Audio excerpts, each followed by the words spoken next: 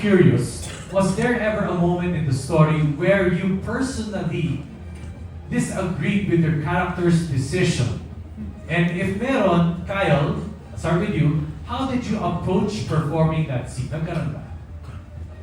Ilang beses, honestly.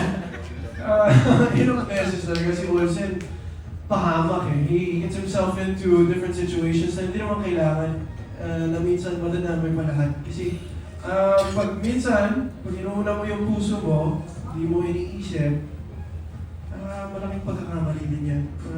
Magkakaroon ka pa ng problema at madadamay pa yung iba. So you have to think with your mind before your heart, but don't forget to always use your heart. Donnie, for you? Siyempre marami din. Si Liam kasi may blind spot yan eh. Of course, you have to use your heart, but if puro emotions na ang gamit mo, madadali ka. Yun yung nangyari sa akin. Sobrang close kami ng mami ko, sobrang mahal ko siya. Kaya yun yung driving force ko. At sa sobrang mahal ko, hindi ko alam, siya pala yung mastermind. Kasi yung akong isipin eh, hindi ako papayag na hindi, imposible, nanay ko yan. Hindi niya magagawa yan. But sometimes, you have to look, may blind spot ba ako? Look within, di ba? Or look at the people around you, you know?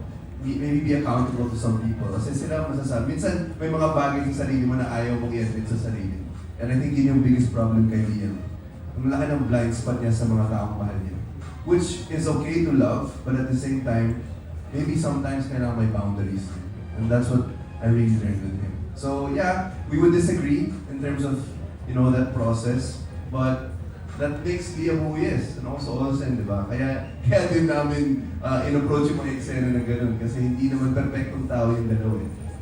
Okay, so now this question is for Kai, Yasi, and Maymay. So Kai, I'll start with you. If Roja were remembered for just one thing, 5 years from now, what would you hope that legacy would be 5 years from now? Grabe. Tough question. Nakaka-pressure yung question. Pati si Donnie na pa, wow eh, oo.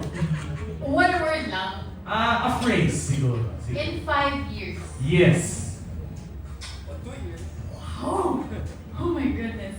I guess my own understanding, a word or a phrase that I would like people to remember Roja in 5 years from now, it's bond.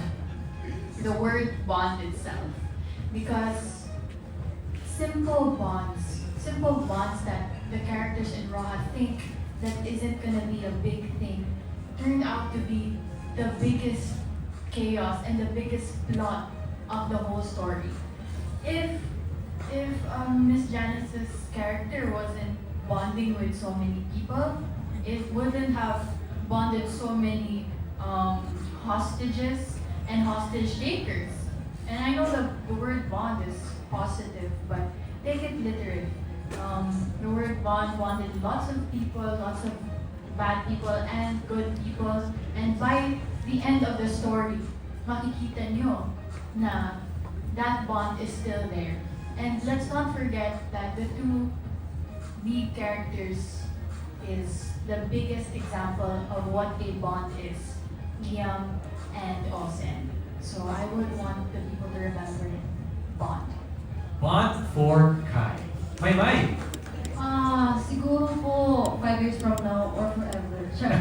Gusto ko talaga yung matutunan ng mga tao dito ay walang magandang naidudulot sa hindi pagpapatawad. So, kagaya ng sinabi nila ng forgive and forget, yun yung talagang feeling ko ang pinaka magandang key para mapayapa ang lahat.